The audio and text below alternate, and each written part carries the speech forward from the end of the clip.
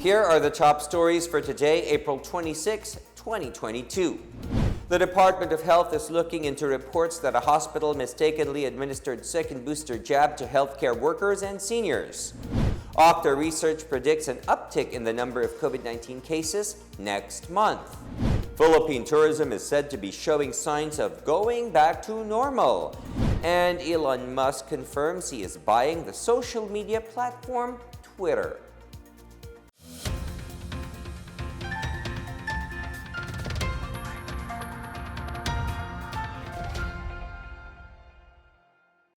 Good day, I am William Theo. Welcome to the PNA Newsroom.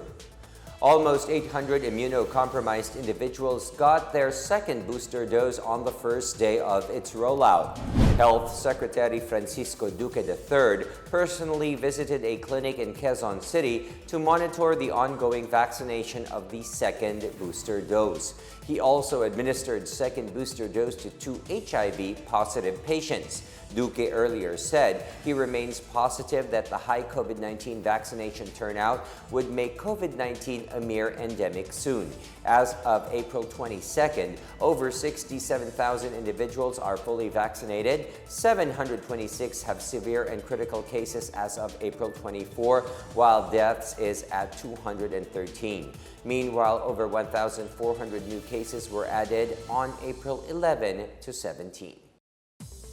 The Department of Health is looking into reports that a hospital mistakenly administered second booster jab to healthcare workers and seniors. The management of the hospital said it has unintentionally misinterpreted the guidelines. Under the approved rule, only those with immunodeficiency state, HIV, active cancer or malignancy, transplant recipients undergoing steroid treatment, patients with poor prognosis and or bedridden patients and other conditions of immunodeficiency as certified by a physician are eligible to receive the second booster shot. To prevent another similar incident, the DOH and the National Vaccination Operations Center are now coordinating with concerned healthcare facilities and vaccination sites to ensure that the guidelines would be strictly followed. OCTA predicts 25,000 to 60,000 new cases by mid-May, noting a declining compliance with the minimum public health protocol. OCTA research fellow Ranjit Rai says, while the number is modest, the possibility of increased COVID-19 cases by next month is huge and that restrictive measures may have to be implemented anew. Vax to the max na tayo, kung hindi pa tayo na-booster, magpa-booster tayo. Kasi inevitable ho na tataas ang cases natin dahil lalo na bukas na ekonomiya, meron tayong mga bagong sub-variants coming in now outside the country and may come in. Importante ho na kung gusto nating ligtas tayo at tuloy-tuloy ho yung kaunlaran, tuloy-tuloy ho yung kabuhayan, ay magpa-booster po tayo. The Department of Tourism, or DOT, says Philippine tourism is showing signs of going back to normal after years of enduring the COVID-19 pandemic. Tourism Secretary Bernadette Romulo Puyat cited the success of the recent World Travel and Tourism Council Global Summit, which was held in the country from April 20 to 22. Puyat said the summit welcomed about 1,000 delegates, of which some extended their stay. International arrivals, meanwhile, exceeded 330,000 from February to April this year. However, this is small compared to the pre-pandemic level of 8.26 million arrivals in 2019. Puyat also noted the need for tourism establishments to strictly follow protocols and coordinate with local government units. She said tourism is showing signs of returning to normal as long as people are vaccinated with boosters and following health protocols. Marami sa kanila first time to visit the Philippines and they were very impressed with our minimum health and safety protocols. At maraming nagsasabi, hindi daw nila akalain na ganitong kaganda ang Pilipinas. In fact, I saw a lot of them, nag-extend pa sila sa Boracay, sa El Nido, nag-extend sila dahil ang ganda-ganda daw ng Pilipinas. Pero yung nakatatak talaga sa kanila, yung Filipino hospitality. I think really, Yusek Rafi, doon tayo umaangat from the rest. Yung Filipino brand of service. Campaign sorties may have caused a slight uptick in COVID-19 cases. Health Undersecretary Maria Rosario Berjera said the recorded increase is not significant as it has not overwhelmed the healthcare system. In an interview, Berjera said 13 areas outside the National Capital Region logged an increase in COVID-19 cases. These are Angeles City, Batanes, Butuan City, Catanduanes, Davao City, Eastern Samar, Ilocos Norte, Kalinga, Marinduque, Olongapo City, Quirino, Surigao del Sur, and Tarlac City. She said one of the many possible causes of the increase in cases is non-compliance with the minimum public health standards, especially during the Holy Week. OCTA Research Group fellow Dr. Guido David earlier said the case upticks in some areas may be temporary only and not lead to a surge. Social media giant Facebook continued to bar netizens from posting and sharing select stories from the Philippine News Agency or PNA website. It claims that the posts violate its community standards. Near midnight Saturday, Facebook started flagging PNA's multiple posts and removed some previously shared contents. On Sunday afternoon, individual account sharers of PNA's articles, including PNA reporters and editors, were notified that their flagged posts have been restored while links from the website were allowed for sharing anew. However, the same issues recurred on Monday and until posting time have not been solved. One particular post that Facebook flagged was the shared website story on the reaction of the National Task Force to End Local Communist Armed Conflict or NTF-LCAC on the issue. It was tagged as spam and cannot be shared on the platform. Facebook's parent company Meta has yet to provide an explanation on how the flagged posts violate community standards, specifically on cybersecurity. Still ahead, the Trade Union Congress of the Philippines files a wage hike petition for Calabarzon region. And lawmakers call for an investigation of the shooting incident in an ancestral land in Bukidnon. We're back after a quick break. Keep it here on the PNA Newsroom.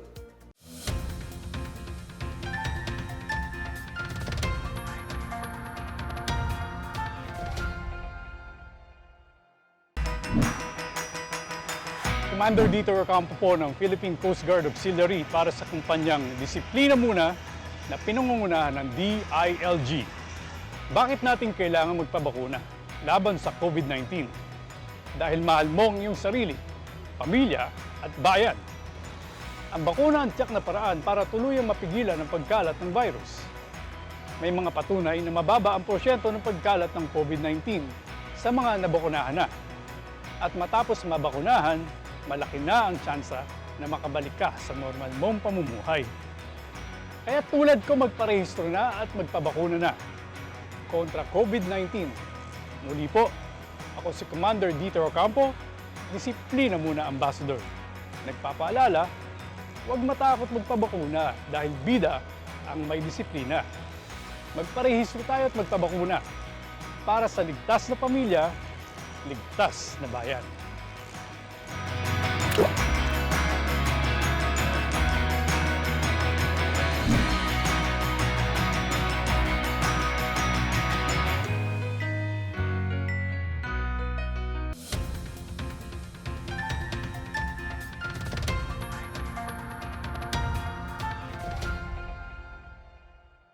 The Trade Union Congress of the Philippines, or TUCP, is asking for an increase in the daily wage of workers in Calabarzon. The TUCP filed a petition for a 428 peso increase in the minimum wage at the Regional Tripartite Wages and Productivity Board Region 4A. TUCP spokesperson Alan Tanhusay said the current minimum wage in Calabarzon is 400 pesos per day, but its buying power is only 353 pesos and 67 centavos. The last wage increase in the region was in 2018. Calabarzon Region 4A or Southern Tagalog is comprised of the provinces of Cavite, Laguna, Batangas, Rizal, and Quezon. Malacanang says the decision of the Commission on Elections or COMELEC to cancel the town hall debates is unfortunate. Acting presidential spokesperson and communications secretary Martin Andanar said presidential and vice presidential debates will help the public to become more aware and engage in the upcoming May 9 elections. However, Andanar welcomes the move to just shift to a panel interview for candidates, as it would also enable voters to evaluate potential leaders and their policies. COMELEC's panel interview for presidential and vice presidential candidates will be held from May 2nd to May 6th, replacing the debate format it earlier organized due to misunderstandings between its partners, Impact Hub Manila and the management of Sofitel Philippine Plaza. COMELEC Commissioner Ray Bulay is currently leading an investigation into the alleged disadvantageous contract. Rival candidates in Negros Oriental showed up for peace covenant signing. Meanwhile, security preparations are underway in the Davao region. The details from Marita Mawahe. In Negros Oriental, political rivals Governor Ruel Degamo and House Representative Arnolfo Teves Jr. showed up for a peace covenant signing in the province. Degamo and Teves are vying for the congressional seat in 2nd District. Monsignor Julius Perpetuo Heruela, lead convener of the Diocesan Electoral Board of the Diocese of Dumaguete, thanked the governor and the lawmaker for their presence in the said event, as this is the first time that two public officials were seen together in one event for the same objective. About 25 other candidates in various positions were also present during the event. Meanwhile, security preparations are in place in the Davao region. The Eastern Mindanao Command, or East MINCOM, says it already deployed troops in the various election areas of concern in the region. These include intensified random checkpoints and ensuring that available resources are ready for deployment, especially during the transport of election materials to polling centers. East MINCOM Commander Lieutenant General Greg Almerol said they are also eyeing the possibility of tapping reserved and forward service units to beef up the deployment of troops on May 9. And in Cebu, 21 security guards were arrested for carrying their firearms without COMELEC gun ban exemptions. Arnel Pura, chief of the NBI Mandaue Field Office, said the guards were hired by a certain Jerome to watch over property near the proposed location of the approach of the 4th Mactan-Mandaue Bridge. The NBI operatives confiscated 10 shotguns, 11 revolvers, and a number of bullets. For the PNA Newsroom, I am Marita Muaje. Several lawmakers are calling for an investigation on the shooting in an ancestral land of the Manobo tribe in Bukidnon, visited by presidential aspirant Leody de Guzman. Bayan Muna representatives Eufemia Culyamat, Carlos Zarate, and Ferdinand Gaite filed House Resolution 2561, which urges the House Committee on Human Rights to conduct an investigation in aid of legislation on the incident. Senator Risa Ontiveros also filed a resolution to probe the shooting and look into land disputes that have been the cause of conflicts. The shooting came as the tribe protested the alleged land-grabbing incident on their ancestral land and forcing them to relocate from their settlement. De Guzman's camp visited the disputed land area with some members of the tribe when 50 men allegedly fired shots at them.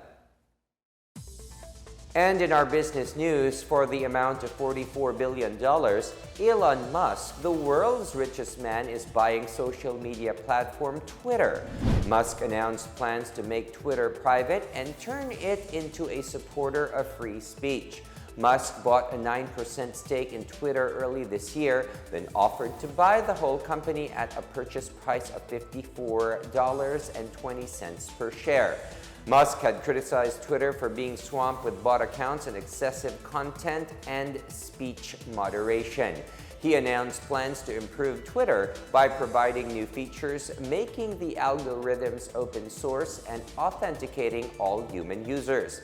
However, advocacy groups warned Musk against allowing content that could lead to misinformation, hate speech, or disinformation.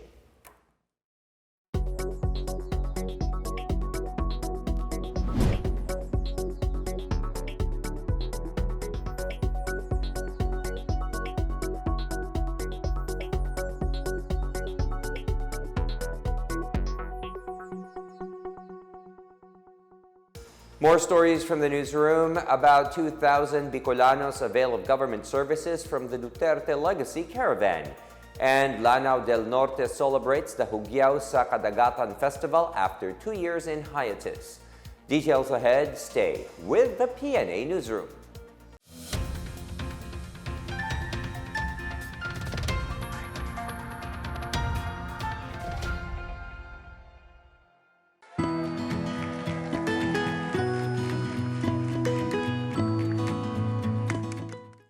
The COVID-19 pandemic has greatly changed our lives for the worse. Lives and jobs were lost and economies reached a meltdown. Thanks to the arrival of safe and effective vaccines, we are one step closer to normalcy. It's time to do our part, get vaccinated for our safety and for our recovery. If you are there in that community, go there and have yourself vaccinated by any of the vaccines available. They are all potent, they are all effective. I would like to appeal to all our kababayans, please get vaccinated against COVID-19 and be the government partner in preventing further spread of the disease. I encourage you to get vaccinated as soon as possible time. These vaccines are safe and they are the key to reopening our society.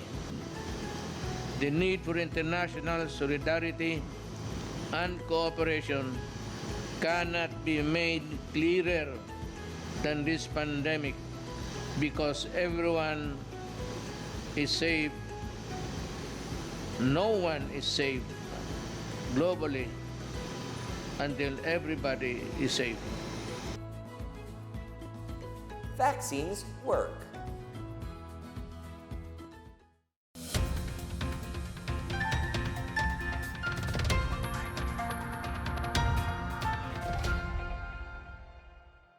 Almost 2,000 residents of Albay province availed of services from the Duterte Legacy Caravan, led by the Police Regional Office in Bicol at Camp Simeon Ola in Legazpi City on Monday. At least 15 government agencies participated in the caravan. Services offered include firearms registration, motor vehicle clearance verification, National Police Clearance Service, and free haircut, among others. In his message at the event, Interior Undersecretary Jonathan Malaya said the caravan shared as President Rodrigo Duterte's legacy of extending the services of the government directly to the people. He said they particularly hope to serve the force multipliers who help the police to fight crimes and insurgency. Malaya said one of the best legacies of President Duterte is the lowered crime rate. He said the PNP cannot achieve the feat without the help of the community and the force multipliers. The Philippine Sports Commission, or PSC, donated 450 handcrafted sets of school supplies to the indigenous peoples community in Davao City.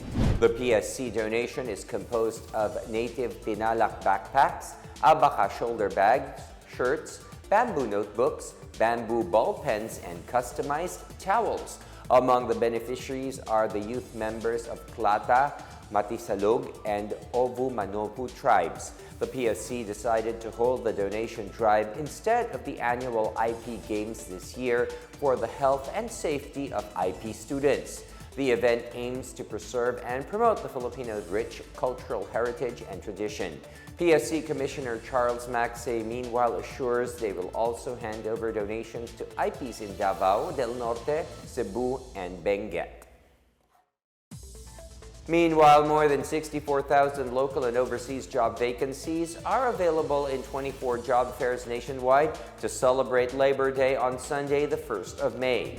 About 52,000 local openings will be offered, particularly for production operator and machine operator, customer service representative, collection specialist, retail and sales agent or promodizer, and market research interviewer. On the other hand, the top 5 jobs to be offered overseas are nurse and nurse aide, food server, household service worker, kitchen helper or assistant, cook, and salesperson. Job openings will be offered for the Middle East, Germany, Poland, the United Kingdom, Japan, Taiwan, and Singapore. Separate Labor Day events will be held at the Parañaque City Hall grounds on May 4 and at the University of Science and Technology of Southern Philippines, Cagayan de Oro, on April 28. The town of Causwagan, Lanao del Norte is celebrating a livelier and more festive Hugyao sa Kadagatan this year. The festival returns after 2 years of inactivity due to COVID-19. More on this from Arafia Kiram. After 2 years of hiatus due to the pandemic, the celebration of the Hugyao sa Kadagatan or Sea Dancing Festival has resumed in Causwagan, Lanao del Norte. Residents of the town celebrated the festival as their thanksgiving for the year's bountiful harvest of the sea and awareness for the preservation of marine resources. Kani among gihimo every year except na for the last 2 years nga nag-pandemic kita. But the difference is before, unlike today, dili kayo to bunggahak. Since we started doing this every year, it is being enhanced. Gipanindot na mo every year. And this year is probably the best and it's a record breaker with regards to attendance. Daghan kayo ang mga nagtanaw and we witness sa atong celebration. Clusters from the 13 barangays joined the street and sea dancing competitions and fluvial parade of float-making contest where bamboo rafts were decorated to animate the marine life commonly found in the municipality. With a total monetary prize of 320,000 pesos, the coastal village of Libertad Cluster No. 5 won the major awards for Best in Street Dancing, which is a prize of 70,000 pesos, Best in Sea Dancing for 100,000 pesos, and Best in Gakit or Bamboo Raft competition for 150,000 pesos. The festival was held beside a kilometer-long boardwalk which is seen to become an amusement park. This is also will be also become as an amusement park. We are establishing mga rides din he. We are having the carousel, the Ferris wheel, the picaron, the train, and then the air bike, and also a playground for the kids. The festival coincides with the month-long celebration of the town's 74th Foundation Day and the Feast of Senior San Vicente Ferrer. For the PNA Newsroom, Arafia Kiram of PIA Iligan City and Lanao del Norte.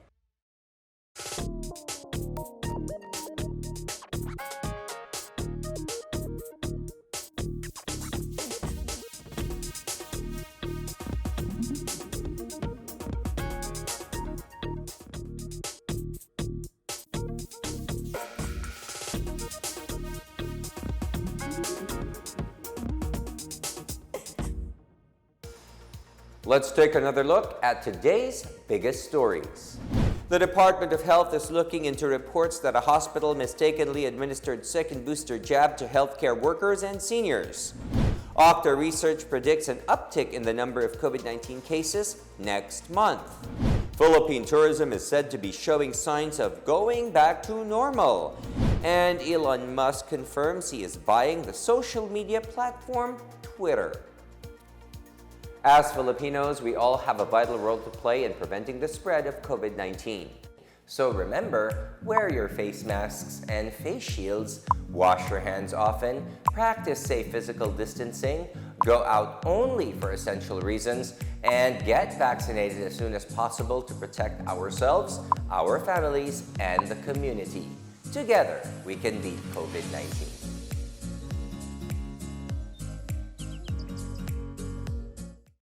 Thank you for watching another episode of the PNA Newsroom. For more news content, check our webpage or log on to the Philippine News Agency's Facebook and Twitter accounts. For more stories about the government and how it serves Filipinos, look for these hashtags in all of our social media platforms and websites. We are shown on the pages of the PCOO and its attached agencies. Also, watch us on television on PTV4 and IBC 13. And that's your daily dose of the biggest stories that you need to know. From the PNA Newsroom, we tell stories that inspire change. I am William Theo. Good day, everyone.